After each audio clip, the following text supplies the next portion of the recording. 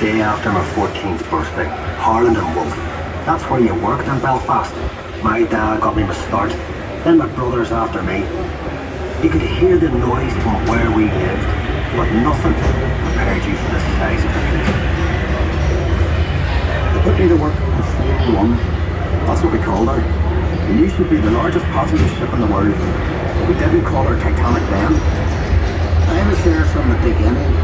I watched the ship right through the keel flaps.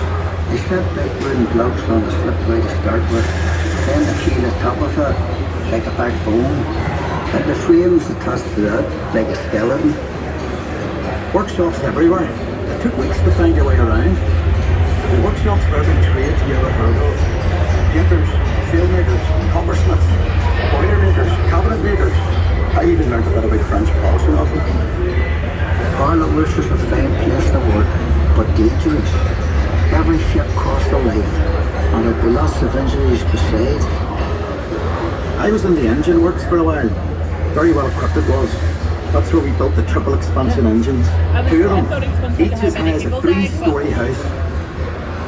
I worked in the frame bending shop. You had heat steel beams in the furnace, then hook them onto slabs of cast iron and hammer them curved. It was skilled work. You had to bend them more than you needed because the frame straightened out a little when it cooled. The shell plates that made up the hull weighed up to 4.5 tons. They were taller than the da. The plates were overlapped on the edges. Some were raised, one after another. We called it clincher. One of the foremen taught me years ago. That's how you built these ships. I worked as a heater boy. You had to heat the rivets on a wee plate. You put the bellows till the rivet was white hot.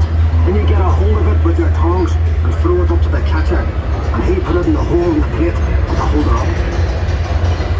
There were 2 of us on the other side of the plate to hold her up.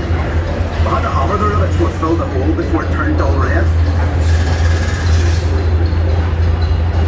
The double bottom.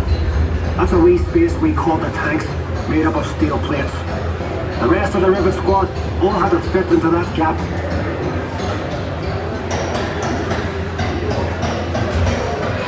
One of the foremen would check each rivet with a special hammer. If it made a ringing sound, we'd have to go back and chase it out after work. I'd get scared working down in that double bottom. You only had candles for light. And the constant hammering against the shell plates. You could hear it all over Belfast. Some of those boys ended up stone deaf, so they did. Sure they did.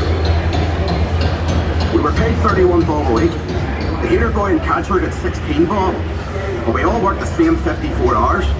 54 hours a week. Oh my god. The upper deck was steel too, and part of the strength of the ship.